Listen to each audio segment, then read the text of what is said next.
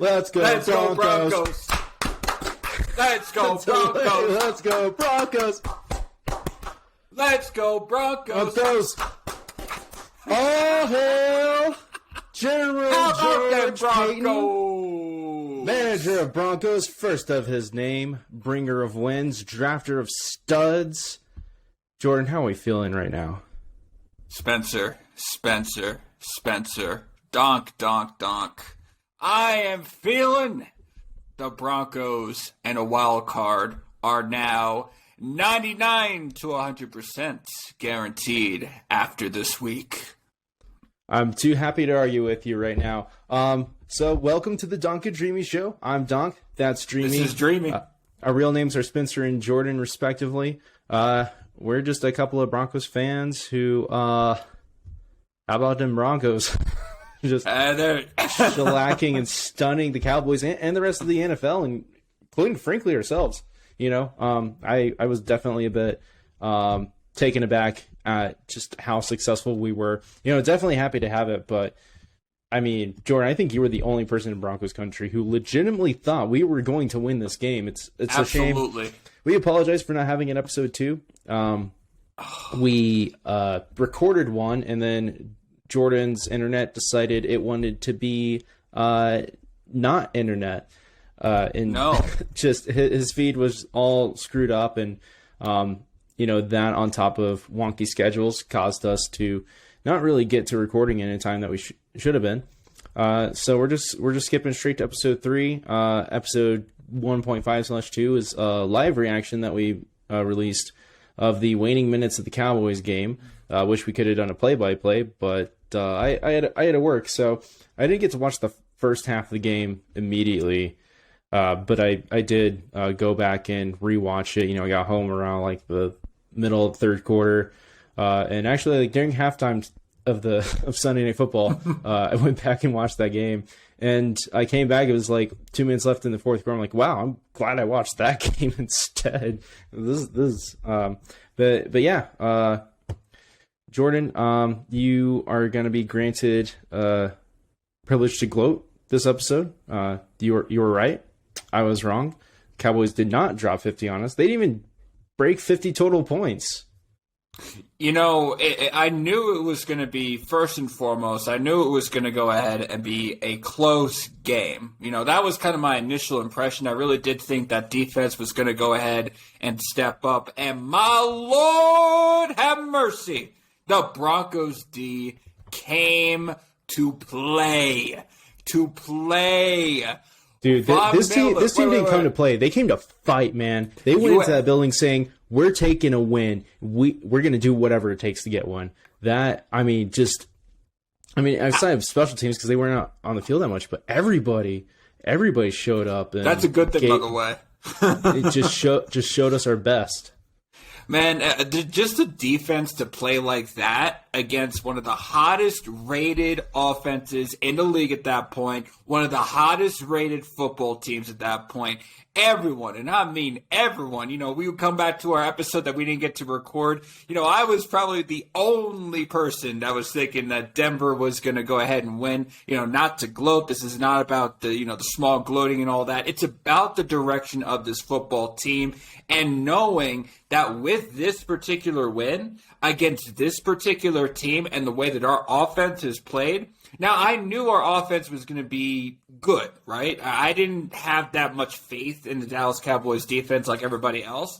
No, I didn't necessarily expect, us to score 30 points. Could have been potentially 33 or 36 if McManus, who's always automatic at almost any given point, didn't have a missed field goal or an extra point here and there. But hey, that happens. You know what? That's okay. At the end of the day, the Broncos came out to play, and the Broncos made a statement game against the Dallas Cowboys. All right, we made a statement game. Everyone in the AFC West, everyone in the AFC now has to go ahead and pay attention to us because now we have a legitimate win against a winning football team this week. And, I have been feeling so good ever since that win, man. You have no idea. Yeah, I mean, for us to just come in against was arguably one of the top, the top team in the NFL, just, I think, proved a lot to the NFL and the players themselves. If this team does everything right, if we execute, and if play calling is sensical, or sensible, I guess I should say, that's an actual word, not sensical, then we can do pretty much anything. By the way, I am sipping on my Breckenridge Distillery Champions blend, which is super tasty blend of bourbon whiskeys. Just Hey, cheers! Oh my god, it's delicious. So a couple of notes about this game. There was a 4th and 20, if you're the kind of weirdo that's into that. And there was a controversial play that I wanted to talk about. Okay.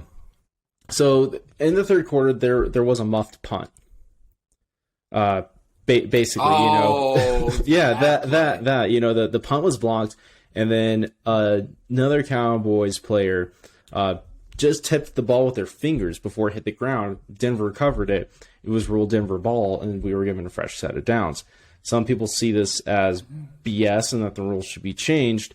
Before I ask you your opinion on this, I'll just explain the rule as I understand it. I could be wrong on this. If I am, please let me know. You can follow us on Twitter at Donk and Dreamy. Just give me a shout out. I love being proven wrong. I want to give accurate information. But anyways, ball was punted, and it was blocked, and then the ball changes possession automatically when it crosses the line of scrimmage, which it did when it was still in the air. Mm-hmm. Cowboys player tips it with their fingers, ball hits the ground. It's now a live ball. Denver recovers it. It's effectively a turnover because the ball already changed possession. So it's Denver's ball. They get a fresh set of downs. People are bothered by that because you could see the first down marker there on the field, and we were about 4 yards short of it, but it doesn't matter because that wasn't our first down anymore. Ball had already changed possession. So, Jordan, do you think that needs to be changed? How would you change it? Are Cowboys fans just being salty about this? Well, this isn't about the Cowboys right now. This is about the Mile High fans. This is about Broncos country right now feeling, extra special this week. I will say about this particular rule, to me, what happened on that particular punt. Now, I was a little bit confused as to, how come Denver has the ball again? I mean, I'm not complaining, obviously, but I'm just like, hey, how come Denver has the ball? And then when I looked back at the play and then I went back to the rule itself, I'm like, okay, so this is the equivalent of some punter out there making a really, really awful punt and getting it at, past the line of scrimmage. So according to that particular rule, if somebody messes up on that particular play and Denver recovers, Denver should get the ball. At the end of the day, that Cowboys player had a chance to go ahead and get that particular ball. Should have gotten it. Now, listen, it's unfortunate that particular circumstance happened that way, and I'm certainly not saying that was the overall changer of the game, because I'm going to go back to that first half where the Cowboys did absolutely nothing, and let y'all be able to go ahead and take a look at that. And then also, be able to understand that Dallas didn't put up any points since the fourth quarter, by the way. So we'll go ahead and just kind of let that out there for everybody. But in terms of this play, it should have stood. And it was overall, just a very, very heads-up play by our special teams, understanding the situation, getting the ball, being able to run with it, and ultimately being able to go ahead and, at least for the most part, give ourselves that time for the offense and not allow the Dallas offense any time of possession at all. Yeah, I think seeing it as a really bad punt is exactly the way to look at it. If say this were a kickoff, it's the same thing as balls kicked off. The returner, this happened a couple weeks ago, actually. The returner just tips it's like an onside kick. Becomes a live ball, and the kicking team recovered it. Are we saying that the ball should always go, no matter what happens to it by the end of the play, it always ends up in the possession of the receiving team? Because that's also BS. I think this just exposed a weird quirk of the way NFL rules have to work because they have to plan for all these weirdo situations. They have to have some guidance for the refs to go, okay, here's what we do in exactly this kind of situation or approximation to it. And it happened in such close quarters that we just saw something that we're probably not going to see again, if not, for a very long time. Very long time, yeah.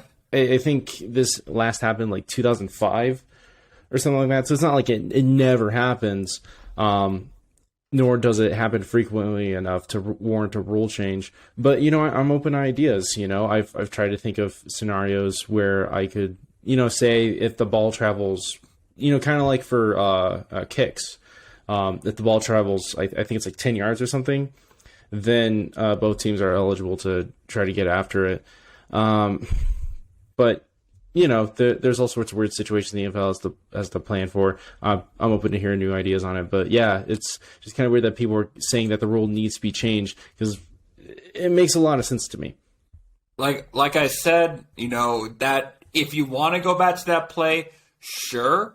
However, there were other plays after that play and before that play that allowed the Broncos to win. So really complaining about this particular special teams play does not do the ultimate justice that the Broncos get for winning this game. And the ultimate questions that we have, or really the Cowboys, the NFL should have for the Cowboys right now after that particular performance. Yeah, I mean, I get that it would have been a big shift in momentum for the Cowboys. But, if there's any Cowboys fans still listening to this podcast, because I have family that are Cowboys fans. What's up, Cowboys fans, by the way? Hello. Yeah, no, seriously, you guys are welcome in. Absolutely. I don't want to be dicks to you guys. It's just a football game. It's not like I went out there and caught a 44-yard touchdown pass. But, I watched Scooter Magruder, who's a Cowboys YouTuber. I watched his reaction to it, and he's, basically the whole theme is that why aren't we getting first downs? And welcome to our world. Every week I'm just like, if we can just get one first down, I'll be happy today. Spencer, isn't it crazy how this particular game, the questions that we had about our offense, you had those particular questions for the Cowboys offense? It was a total, I don't know if it's the exact same because we've seen the Cowboys execute well. It's just Dak had an off game. Receivers were dropping balls that they normally caught, with the exception of Amari Cooper. I've seen that man drop way too many passes. I wasn't surprised here. I was like, oh, there's the Amari Cooper I know and love. And I think so first off, the play calling was slightly different. The general philosophy is still the same. It's just it looked good because of the way the game worked out. But we were actually using pre-snap motion. I was so flippin' excited to see that. And did you see? I think it helped Teddy out because he was able to see, oh, okay, they're playing man on this play here. I'm going to go attack the guy who's given up the most yards. Sure, he can make that kind of read during the play, but it makes it that much easier for him to know before he even has the ball in his hands, okay, here's how things could potentially shake out. And also, force the defense to guess what we were going to do. Another thing I really liked was Teddy was able to hit those deep passes, and that's kind of been his major thing is he's inconsistent. And Spencer, when he's on, he's on, but he's not able to play the same way week in, week out. Spencer, we got to say this man's name. He needs justice. This kid is going to be one of the legacy wide receivers we talk about in Denver. Freaking Tim Patrick. Timmy P. Oh, Tim Patrick. Oh, my God. This kid is special. I saw this thread on the Broncos subreddit. Should we pay Patrick or Sutton? Like, do we make it an either-or thing, or do we try to franchise one of them? It's going to be very interesting to see how Peyton deals with that. That is a question that we'll go into, I'm sure, by the off season. But I was so intrigued by kind of hearing the story of Tim Patrick, as he was kind of playing. I mean, from this kid to get cut by the 49ers, the Ravens, I think on a practice squad, and we pick up this guy, and he's turning out to be one of our better wide receivers on the team. And look at Kendall Hinton. Like, he was on our practice squad, and he was a wide receiver, and then he gets asked to be the emergency quarterback because he's the only person that we have on our payroll who's eligible to play in an NFL game, who has some sort of past quarterback experience, and we sign him to the full roster after injuries, and he plays wide receiver, and he's making clutch catches. There was a really deep pass that he caught, and I love watching that kid play, and I brought up his commencement speech in our first episode that he made for Wakefield, his alma mater, and I just like the guy. I like the way that we've been focusing on getting good, high-character guys that aren't going to cause issues for us on the field or off the field. Because, not only are they available, they're people that you feel good rooting for. Speaking of guys that I love gushing on, if I may, so Quinn Meinerz, had to come in after an injury to I think Reisner, which we had 2 injuries to our offensive line going into that game, which was another factor that led to everyone predicting us to lose, and causing Vegas to lose a lot of money. Well, actually, no, they got a lot of money because everybody bet the Cowboys. Like 3 people got money off the Broncos. So I apologize if I got that wrong. I do know how betting works. Vegas made a lot of money off this game. But anyways, Meinerz comes in and plays outstanding. And Fangio was asked, I think yesterday, is he going to start on Sunday? And Fangio said, yeah, he's ready.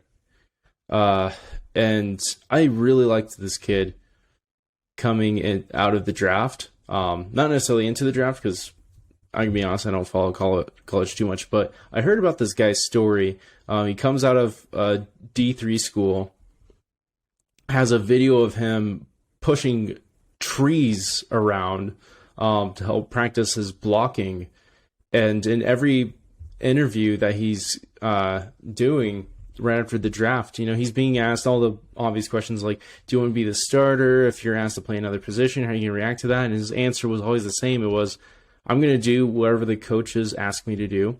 I'm going to do anything I can to help this team win. That's ultimately my job, is to help this team win. And you saw that on Sunday, pushing Javonte Williams across to help get him just those few extra yards, straight up pancaking a dude in order to deliver a crucial block. And I saw this article. It was a write-up about him before the draft. And it actually gets more amazing. So he wasn't a serious prospect coming out of high school. He didn't have any D1 offers. So he goes to Wisconsin Whitewater. Ends up getting spotted by NFL scouts because they're there to scout another dude on his team.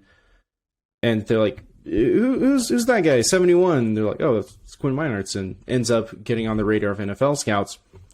And gets kind of screwed over by the 2020 season because D3 schools are like, all right, we're not playing football.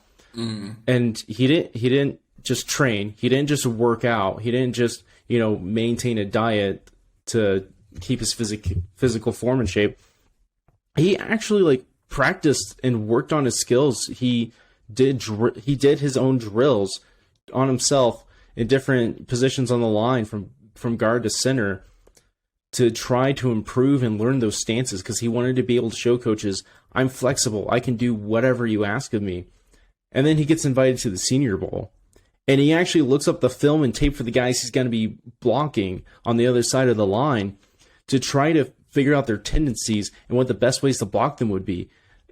This guy has just worked so hard to get to where he is, has just the most humble attitude I've seen in a player out of this draft class for the Broncos. And man, the product I'm seeing on the field, the talent, the potential, and it's backed by those incredibly positive qualities. I'm really excited for this guy. I think in 3 to 5 years, we're going to be really happy we drafted this guy. And I'm rooting for him. He's already one of those guys. If he goes to another team, I hope to see him on the field no matter what. I love this dude. No, I think by just kind of outlining that story, it really does speak to a guy that, he goes to this game knowing how difficult it is going to be, especially against, this vaunted Cowboys defense that we've been talking about, that people have been talking about. And he is able to go ahead and hold his own, making sure that Javonte Williams, got that right, that we got to Javonte Williams to, be able to do just more Javonte Williams things. And my God, this kid, like this kid, Jerry Jeudy, this guy, it's like the offense to me seemed to come alive at the perfect time when everybody and their grandma was picking the Cowboys, right? And the defense also did its thing. Like, let's not forget there's a defense that held a Dak Prescott. The defense is why, dude, I think the defense is why, even if the Cowboys were hitting on those plays that they normally make, I still think we would have won. Granted, it would have been a lot closer than 30-16. Probably would have been like 30-27 would have come down to field goal probably. Unless McManus, made his kicks in this alternate universe. But the defense was just on it. They were not letting them get away with anything.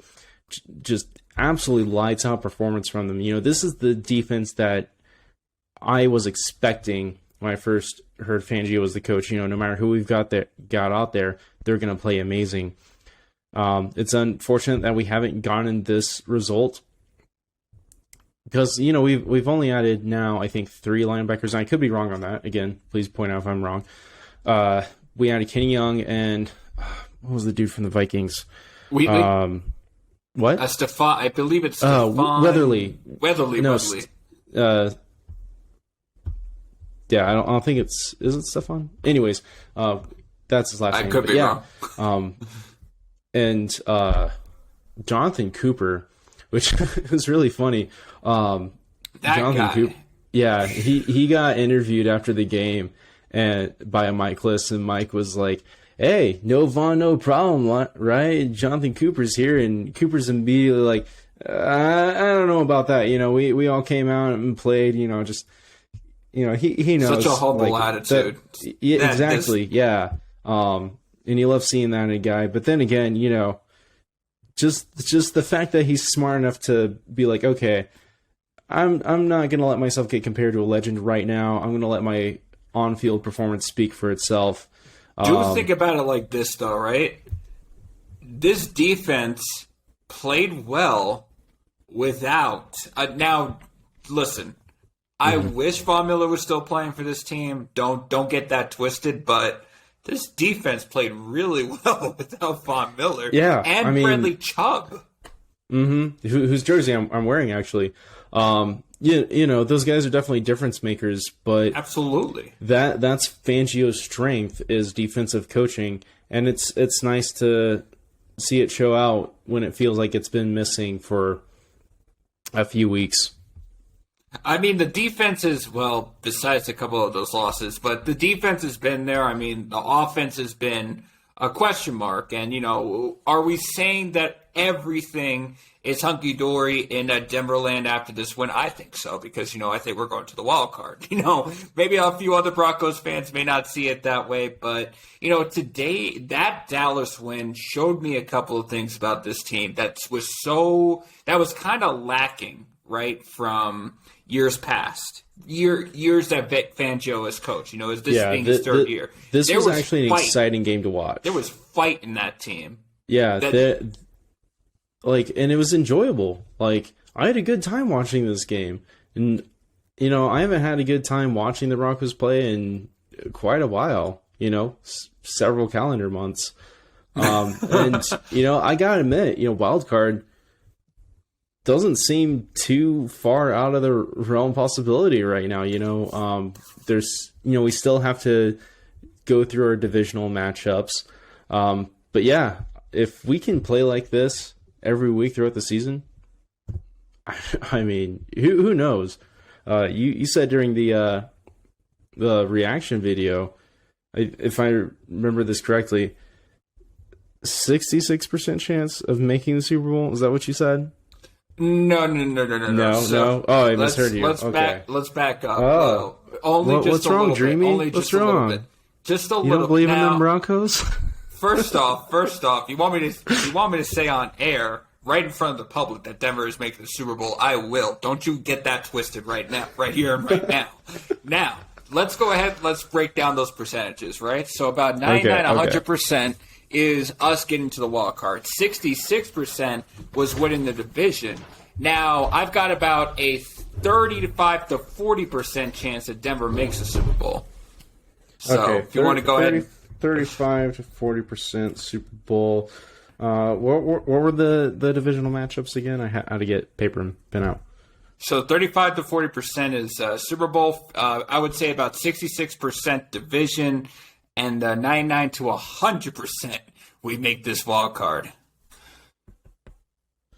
Okay, and so hope you're taking good notes. Leads out to a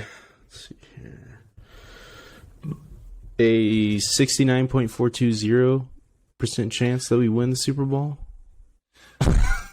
Oh, if Denver makes the Super Bowl, it's a 100% chance we win it.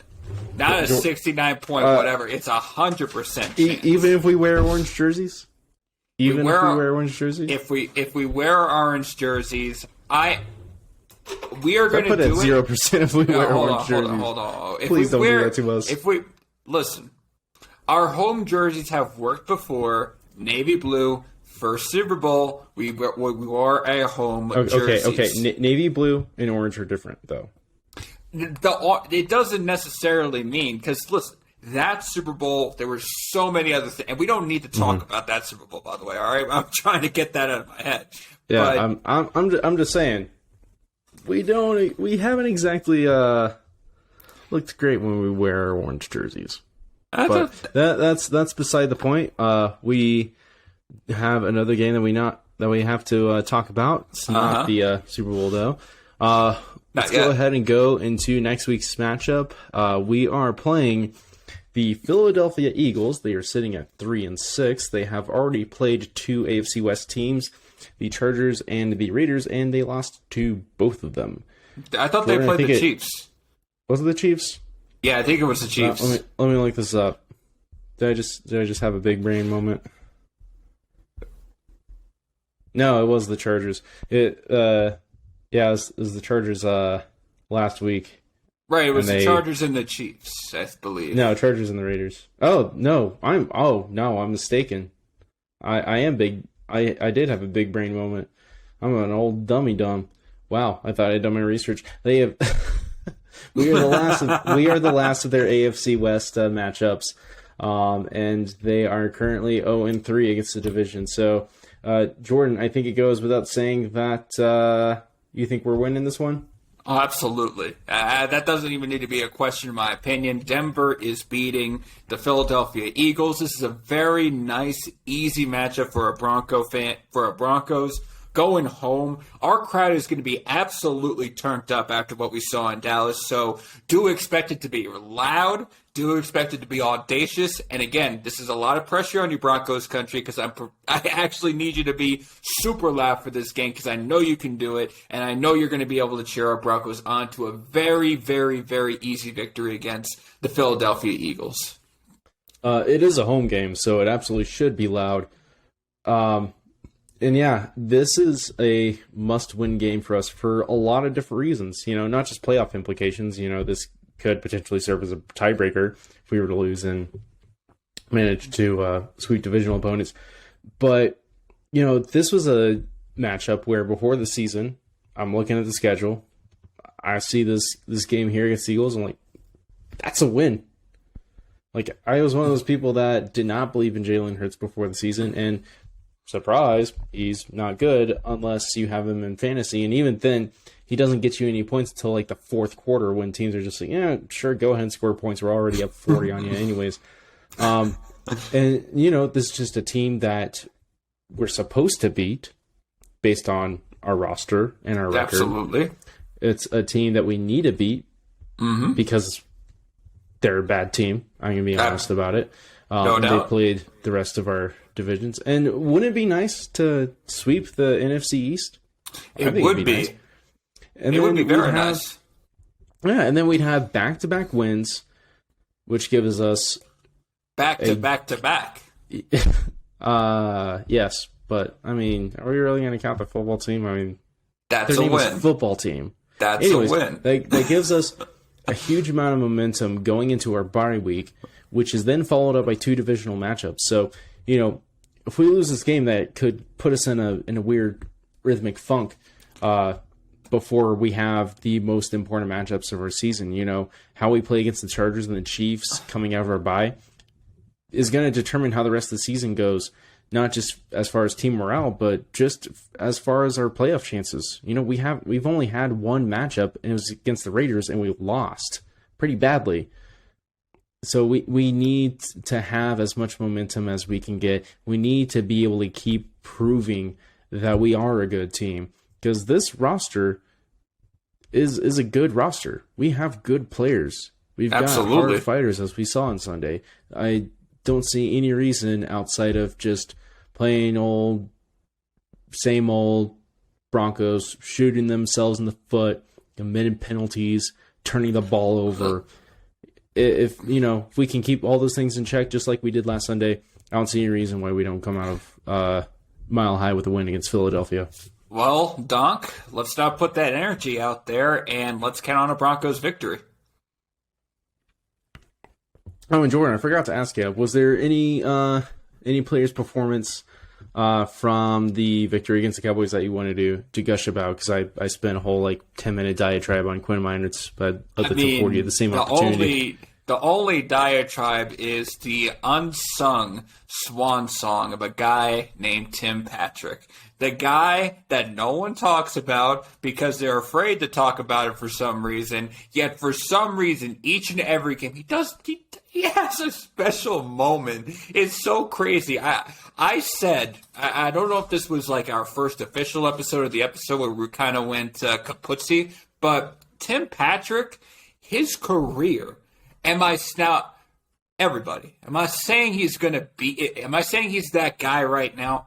No. Oh. But his trajectory, Mr. Rod Smith, Tim Patrick, you said that in the first episode. Nice ringtone to it. Yeah, no, and maybe there is that path for him, just gotta love the guy.